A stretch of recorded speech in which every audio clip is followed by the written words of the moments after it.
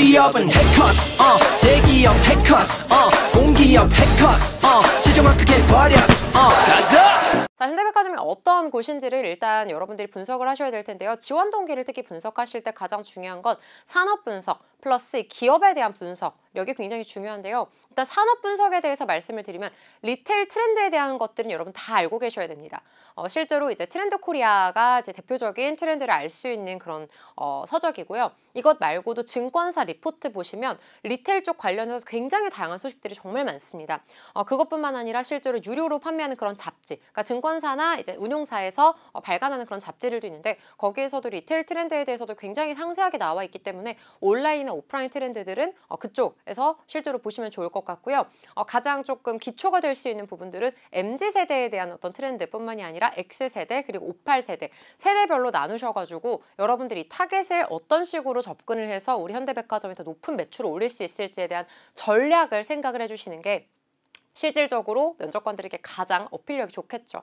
그래서 실제로 내가 어떻게 얼마나 여기에 관심이 많은지는 맨 마지막 항목에서 실제로 솔루션을 제안을 하는 그런 그 항목이 있기 때문에 거기에서 여러분들의 인사이트를 많이 발휘를 해주시면 됩니다. 그래서 실제로 다른 항목들 같은 경우에는 해당 산업에 대한 관심보다는 특히 현대백화점이 굉장히 중요하게 생각하는 건 캐릭터거든요. 일단 보시면 이렇게 인재상들이 명확하게 나와 있습니다. 자, 전문인, 창조인, 도전인, 도덕인, 책임인, 실행인 기본적인 5가지 철학을 보면 자율창의, 지속성장, 업무혁신, 고객지향, 상생 추구. 자, 이 부분은 여러분들이 캐치를 해주셔야 되는 내용들이에요. 어떻게 캐치를 하느냐? 자소 상목에 넣어주셔야죠, 키워드를. 실제로 내가 혁신을 했던 경험. 그래서 여러분들이 필수적으로 필요한 에피소드들이 있어요. 그러니까 한마디로 내가 뭔가 기존의 관습을 넘어서 뭔가 나만의 어떤 창의성 혹은 나만의 아이디어로 혁신을 만들었던 경험. 한마디로 기존의 관습, 비효율적인 관습을 개선했던 경험, 이런 것들 세팅되어 있으셔야 하고요. 고객 지향, 여러 가지가 있겠죠. 만약에 좀 서비스 경험이 있으신 분들은 내가 직접적으로 서비스를 해서 고객을 만족시켰던 경험, 혹은 내가 영업 경험이 있다면 고객의 니즈를 파악해서 전략을 잘 짜서 매출을 향상시켰던 경험, 혹은 고객의 니즈를 파악해서 이런 식으로 전략을 짰던 경험, 분석 능력에 대한 부분. 그래서 고객 지향은 뭐 분석 서비스, 아니면 매출, 영업, 성과 등 여러 가지를 어필할 수 있습니다. 한마디로 이런 에피소드들이 여러분들 갖고 계셔야 한다는 거예요. 그래야 면접까지도 여러분들 활용하실 수 있습니다.